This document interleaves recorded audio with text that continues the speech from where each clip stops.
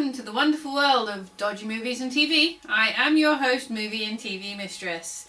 This week, I'm reviewing a film about a werewolf.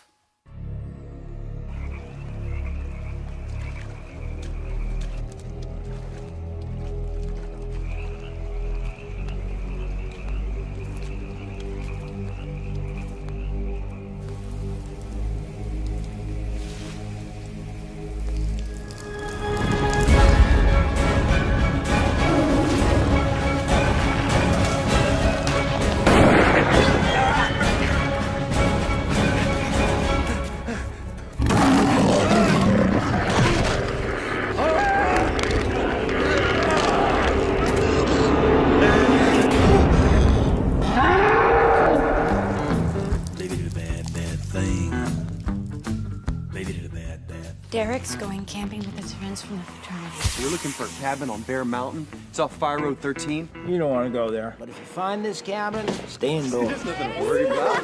Okay, we could take a little romantic walk in the moonlight, you know? We saw what killed them. It wasn't a bear or any other animal. It was a werewolf. You animal. She's a virgin. She ain't animal.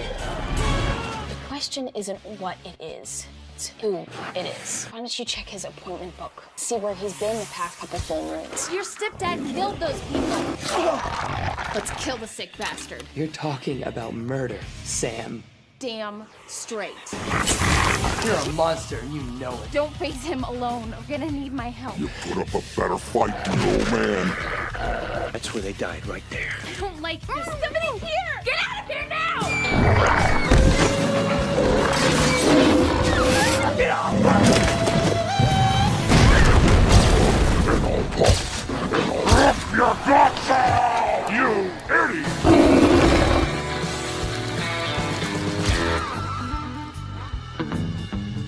And this week, I'm reviewing Big Bad Wolf.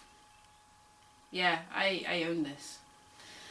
Big Bad Wolf is a story about some teenagers that steal some guy's key to a cabin up in the woods. You know, typical storyline of any horror film of the 80s and 90s. Horny teenagers in the cabin in the woods, and wouldn't you know it, there's a werewolf up in the woods. So, this film came out in 2006. It's directed and written by a guy called Lance Dreesen. He's only directed a couple of films, but he's written 6. So this is probably the most well-known of his films, other than a Dean Cain sort of religious film. But what is this film about? Well, I know I said it's about teenagers in the woods. That's only part of it. The movie starts in South Africa, so that's nice. Slightly different. And there's a hunting trip. And what you know, the hunters are being hunted by a werewolf. And then we get a lovely leg amputation scene performed by a werewolf.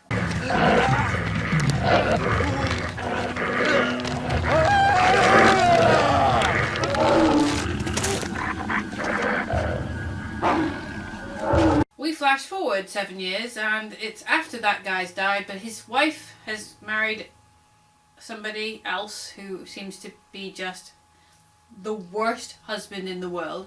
I don't understand why she's with him. I don't know why she fell in love with him, because as the film progresses, you will understand why. I don't get it, unless there is a twist ending, which there isn't, unfortunately. I kept hoping there would be, but there's not. Going camping with his friends from the fraternity. There you go. You're pledging the fraternity? It's the same one my dad belonged to. You're not your dad, kid. Yeah, neither are you. What'd you say? Nothing. Mitch, just leave him alone. Leave him alone. Why are you always so mean to him? I was just asking him if he pledged to the fraternity. Doesn't seem like the type. He's trying, which is more than what you've been doing. Don't start. I'm not screwing around. It's a business trip. What are you doing? Nothing. Move. I gotta get out of here. I'm late.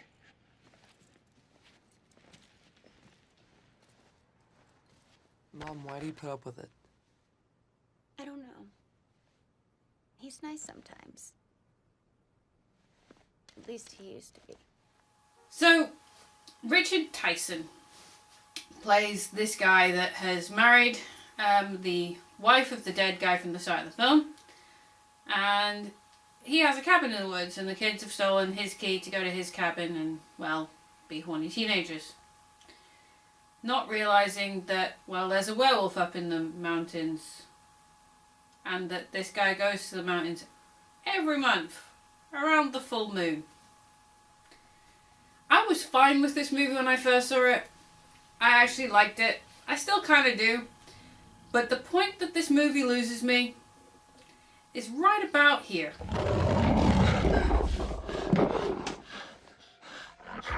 Little pigs, let me in. By the hair of my chinny chin chin. Then I'll huff, and I'll puff, and I'll rip your guts out! If you were listening carefully, yes, he just said, let me in, let me in. Like he's the big bad wolf, as per the title. I know werewolves sometimes talk, a la Teen Wolf, or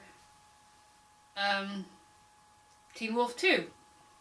Okay, I can't think of any real werewolf films where the werewolf really talks clearly, other than those two. But sure, why not? I have to say as well, if you get any close-ups, as they do progress in this film, of the makeup and costume of the werewolf, wow, it looks like a gorilla suit that's been ripped to shreds. And the CGI, I mean, I just have to show you this clip of his transformation. It's all done in CGI. I thought the CGI in American Werewolf in Paris was bad, but I think this is much worse. But again, this is on a lower budget, so, and it is an indie flick, so good on them for trying something. But Richard Tyson, if you feel like you recognize him, you probably do, because he was the bad guy in Kindergarten Cop with Arnold Schwarzenegger. Yeah, he wasn't even likable in that either, and he was really too pushy with the kids and the wife. It's like, he doesn't know how to be around a woman. I am assuming the actor is actually a really nice, cuddly guy and is nothing like the characters he plays, but he's very good at playing guys who are just assholes to their wife and kid.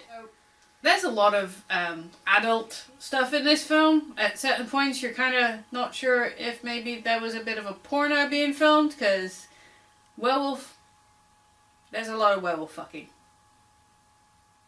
Yeah, I'm sorry to say that out loud, because it even sounds disturbing when I put it that way, but literally, there's a lot of doggy style going on in this film from Mr. Werewolf.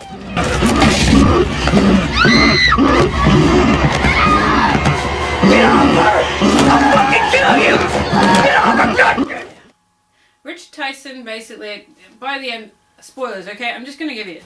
By the end of the movie, we find out that, well, not even by the end, it's pretty obvious, pretty early on, that the stepdad was the werewolf who killed the guy's dad, got together with the dead guy's wife for some reason, and there's a lot of teenage stuff and sex things. It's just weird. I see elements of goodness in this film, and then I get a scene where girl with piercings, which are fake because they fall off during this sequence, the girl goes down on him. This film is odd, but it's not the worst werewolf movie. I don't think. It just loses me with the talking, the amount of sex in it, the amount of times that Richard Tyson is trying to hit on women, and it just comes off disturbing and kind of makes me want to puke. And the one twist I was expecting to happen was that the wife, the mother of the supposed hero of this film, I kept expecting her to turn out to be a werewolf, because I could not understand, one, why she was with him, and two, why she stayed with him for 7 odd years. And the only obvious thing in my head was, well, maybe she's a werewolf, and at the end it'll turn out, oh, she's a werewolf, and, you know. No, the twist at the end is that the kid gets bitten, and now he's going to be cursed for the rest of his life. Oh, and there's a bit at the end credits where the dead werewolf's fingers twitch. Because everyone knows the only way you can kill a werewolf is a silver bullet to the heart. Instead, they use sterling silver knives, because that's the exact same thing as the silver bullet, of course. This movie has got some interesting cameos, namely from the American Werewolf from London, David Norton, turning up as a sheriff. Clint Howard is your typical crazy guy in the woods area telling them, don't go up there, it's not safe. And them going, that guy's crazy, let's just go up to the woods anyway. And then of course they all die. I do enjoy this film. It's a pure cheesy horror film that is ridiculous, but at times it, just as I say, is cringeworthy, and you're not entirely sure if this is really what was meant to be a serious horror film. Because at times I'm not sure if this is taking the piss or being serious. I feel like it's a comedy. And this is my problem with werewolf movies. As I said last week, I am yet to see a werewolf film that scares me. This doesn't scare me, it makes me laugh and makes me wonder about who wrote it. So, Mr. Lance Dreesen, I wonder about your thoughts. Apparently you think Doggy Style should be done by a werewolf. Anyway, I do recommend that you check it out just for comedy value, especially for the random conversations and things that are said by the big bad wolf outside the cabin and other places. Let's see if you got the knives, kid.